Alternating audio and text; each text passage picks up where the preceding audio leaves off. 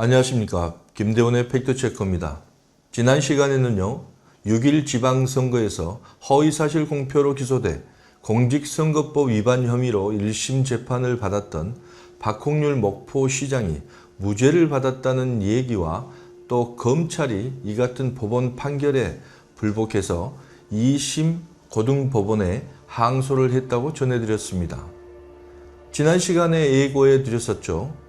오늘 이 시간에는요, 박홍률 목포시장이 또 다른 공직선거법 위반으로 재판을 받았던 허위사실 공표 혐의에 대해서 말할 건데요. 어떤 내용이었는지 함께 보시겠습니다. 무죄 판결이 나왔던 이 건 또한 검찰이 항소를 한 건입니다. 김대원의 팩트체크 바로 시작합니다. 네, 검찰 측 주장을 보겠습니다. 피고인은 2022년 4월 30일 목포시 상동에 위치한 자신의 선거사무소 개소식에서 상대 후보이며 목포시장직을 수행하고 있던 김종식의 예산 낭비를 비난하는 과정에서 이런 말을 했습니다. 잠깐 영상 보시고 오겠습니다. 도시 브랜드를 예술이어야지 맛은 브랜드로 안 해도 맛은 맛입니다. 저는 맛의 도시 입간판은 노포도로는 있구나, 용산역이나 강남고속버스 터미널이나 제주 여객선 터미널 같은데 저 필요하면은 시청 앞이나 몇 군데 하면 되는 것이지 50개씩에서 30억 원어치를 50개씩에서 30억 원어치를 큰 입간판을 맛의 도시라고 붙여놓으면 저거 다음 시장이 돼가지고 저거 뜯어내려면 또 저것도 예산이 또 몇 천만 원이든지 몇 억이 들어간지 그거는 내가 최기동 의장님께 한번 여쭤봐야 하겠습니다. 자, 이렇게 당시 박홍률 후보는 맛의 도시를 알리는 입간판을 과도하게 30억이라는 비용을 들여 설치했고, 후임 시장이 이를 철거하려면 그 비용이 몇 천이 들어갈지 몇 억이 들어갈지 알 수가 없다는 발언을 했다는 것입니다. 여러분은 이런 발언을 액면 그대로 믿고 받아들인다면 당시 어떤 생각이 들었을까요? 당시 맛의 도시 사업을 추진했던 단체장에 대한 신뢰도에 어떤 평가가 있었을까요? 자, 여기에서 다시 검찰 주장입니다. 맛의 도시 입간판은 새로이 제작되어 설치한 게 아니고 기존에 있었던 선전탑, 여기에서 선전탑은 보통 큰 사거리에 그 지역 대표성 있는 정책이나 사업 등을 알리는 목적으로 사면체로 높게 세워져 있는 탑을 말합니다. 이 선전탑 4곳에 한 면에만 맛의 도시 관련 문구를 붙였고 44곳의 도로 표지판 후면에 맛의 도시 관련 문구를 붙여서 이 모두가 기존에 있던 시설물을 이용했다는 것입니다. 그래서 사용된 예산은 피고인이 주장했던 30억이 아니고 1억 1,840만 원이 소요됐다. 결국 피고인이 발언했던 30억의 비용을 들였다는 박홍률 후보의 발언은 상대 후보였던 김종식이 당선되지 못하게 할 목적으로 허위 사실을 공표한 것이다라는 것입니다. 그럼 여기에서 변호인은 또 어떻게 주장했는지 살펴보겠습니다. 피고인은 입간판을 예시로 들어 목포시가 맛의 도시 사업비 30억 원을 홍보비로 대부분 지출했다는 발언은 홍보비 지출이 지나치게 과하다는 취지로 목포시의 사업 정책에 대한 비판적 의견을 제시한 것이었다. 또한 그러한 발언은 목포시의 사업 정책에 대한 것이지 김종식 개인에 대한 것으로 볼 수 없다라고 주장했습니다. 또 변호인은 발언 당시 피고인은 허위의 인식이 없다고 주장합니다. 그리고 맛의 도시 사업비로 많은 금액의 예산이 지출되었다는 것은 유권자가 그 사업 정책에 대한 지지 여부에 따라서 후보자에게 유리한 내용이 될 수도 있고 불리한 내용이 될 수도 있다는 중립적인 것이므로 김종식을 당선되지 못하게 할 목적이 있었다고 볼 수도 없다고 주장했습니다. 김대훈의 팩트체크는 변호인의 이 같은 주장이 의뢰인인 피고인의 유리한 판결을 위해 당연하고 정당하다고 생각합니다. 그래서 저는 여러분이 검찰과 변호인의 주장 중에 어느 쪽이 합리적인지 또 어느 쪽이 모순이 있는 주장을 하는지 중립적인 시각으로 재판부를 대신해서 판결을 한번 해보시는 것도 매우 흥미로울 것 같다는 생각이 들었습니다. 네, 그럼 재판부의 무죄 판결 이유를 살펴보겠습니다. 분량이 많습니다. 그래서 김대훈의 팩트체크가 정리해 보았습니다.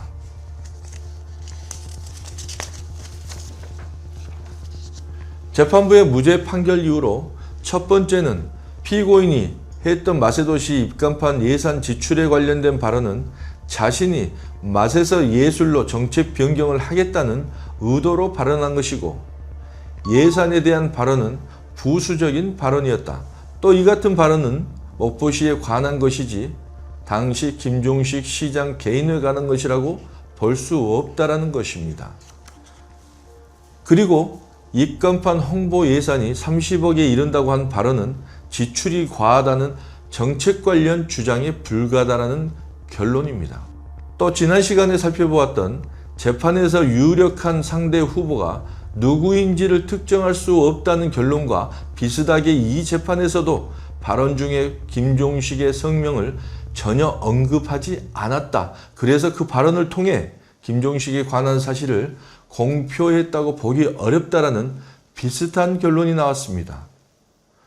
또 두 번째 이유는요. 피고인은 발언하기 이전, 그러니까 박홍률 시장이 과거 민선 6기 목포 시장으로 재직했을 당시입니다.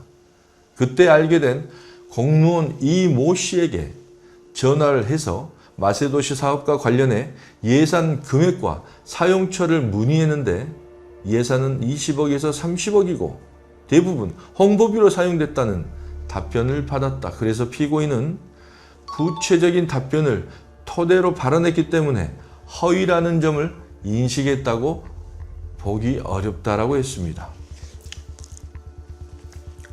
그러면서 피고인이 발언한 구체적인 내용이나 금액 등을 다소 과장되었다는 점을 들어 허위의 사실을 공표한 것으로 볼 수도 없다라는 알쏭달쏭한 해석을 남기기도 했습니다. 이 부분에서 잠깐 팩트 체크를 하고 넘어가겠습니다. 경찰이 주장하는 마세도시 입간판 소요 예산은 1억 1,840만 원이고 변호인이 주장하는 입간판 소요 예산은 30억 원의 대부분으로서 최소한 25억 이상의 차이가 납니다. 이렇게 소요된 예산이 차이가 나는 이유는요. 검찰은 기존에 있던 도로 표지판 후면을 활용해 홍보했다고 주장하는 겁니다. 변호인은 또 피고인이 발언한 입간판의 구체적인 범위를 특정할 수 없다고 주장을 합니다. 다시 말해서 변호인 측은 입간판이란 발언은 도로 표지판 후면뿐만이 아니고 전광판, 현수막, 지주식 간판 등 다양하게 지칭한다는 것이죠. 참고로 사전적 입간판의 의미는 벽에 기대어 놓거나 길에 세워둔 간판이라고 한다고 합니다. 하지만 문제의 핵심은 당시 박홍률 후보의 발언인 것 같습니다. 50개씩에서 30억 원어치를 큰 입간판을 마세도시라고 붙여놓은 50개씩에서 30억 원어치를 이라고 했습니다. 이 발언은 개소식에 참석한 유권자들은 물론이고 발언 영상이 수많은 경로를 통해 전달됐습니다. 영상을 접했던 사람들은 또 어떤 생각을 하게 됐을까요? 또 한 가지입니다. 공무원 이모 씨의 증언에 따르면 마세도시 사업과 관련된 예산 금액 및 사용처 등을 당시 박홍률 후보가 문의했다고 했습니다. 그런데요, 당시 이 두 사람이 마세도시 사업비에 대한 질문과 답변이 어떤 의도를 가지고 오고 갔는지 아이러니하다는 겁니다. 취재 결과에 따르면 마세도시라는 것은 하나의 사업이 아니고 브랜드입니다. 마세도시라는 브랜드 속에 맛길 30리, 마세거리, 음식 갤러리라는 총 예산이 100억이 넘는 여러 사업들로 편성되어 있는 겁니다.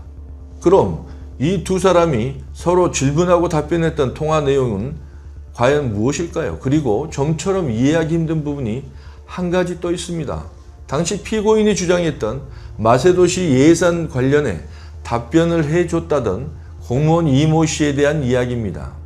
이모 씨는 코로나19 확산으로 사회가 전반적으로 힘들었던 김종식 시장 임기 후반 즈음에 보건소장 인사 보직을 받자마자 음주운전으로 적발돼 직위가 해임되면서 대기 발령됐었던 사람이었습니다. 여러분도 잘 아시다시피 음주운전은 윤석열 정부가 지난 8.15 광복절 특별 사면에서도 제외를 했을 정도로 사회적으로 상당한 불이익을 주고 있는 것이 현실입니다. 그런데 이모 씨는 박홍률 목포시장이 당선되고 임기가 시작되면서 시청 내에서 매우 중요한 보직이면서 시장과의 소통을 긴밀하게 하게 되는 기획예산과장을 맡게 됩니다. 그랬던 이모 씨가 이번에는 공직선거법 위반 혐의를 두고 다투는 재판에서 박홍률 시장 변호인 측에서 요청한 증인으로 법정 진술을 했습니다. 지난 6월 말 퇴직한 이모 씨는 최근 시 출연 기간인 목포국제축구센터 사무국장으로 출근 예정인 것으로 전해지고 있습니다. 김대훈의 팩트체크는 재판부의 판결 내용을 살펴보면서 박홍률 시장의 혐의에 대한 무죄 판결에 이모 씨의 증언이 상당 부분 영향이 있었다는 점을 느낄 수 있었습니다. 김대훈의 팩트체크는 재판부 판단을 충분히 존중합니다. 다만 팩트체크는 이 사회의 선거 풍토가 상대에 대한 무차별적 흑색 선전이나 비방의 유혹 앞에서 법적 처벌을 염려하지 않아도 되는 안전판으로 작용해 그러한 잘못된 일들이 아무렇지도 않게 횡행하는 선거 문화가 자리 잡아서는 안 된다는 우려스러움이 앞설 뿐입니다. 다음 시간 예고입니다. 김대훈의 팩트체크에서 여러 차례 방송했었습니다. 지난 6일 지방선거에서 일명 새우박스 사건으로 목포 선거판을 막장 드라마로 내몰았던 사건이기도 합니다. 결국 당선 무효 유도 혐의로 기소돼 1심에서 집행유예를 받고 2심을 기다리고 있는 홍모 여인과 김모 씨 그리고 함께 기소됐지만 1심에서 무죄 판결을 받았던 박홍률 시장의 부인 정향숙 씨와 그리고 90만 원 벌금형을 받은 김종식 전 시장의 부인 구희영 씨 외 2명에 대해서 살펴보겠습니다. 네, 그리고 항소심 일정이 나왔습니다. 박홍률 목포시장의 항소심은 오는 9월 21일 목요일 오후 3시 30분 광주 고법 201호 법정이고요. 새우박스 사건에 대한 항소심은요. 10월 26일 목요일 오전 11시 20분 광주고법 201호 법정에서 열린다고 합니다. 성역 없이 방송하는 김대훈의 팩트체크 구독 많이 눌러주시고요. 주변 분들에게도 방송 많이 전달해 주시기 바랍니다. 시청해 주신 여러분께 감사드립니다.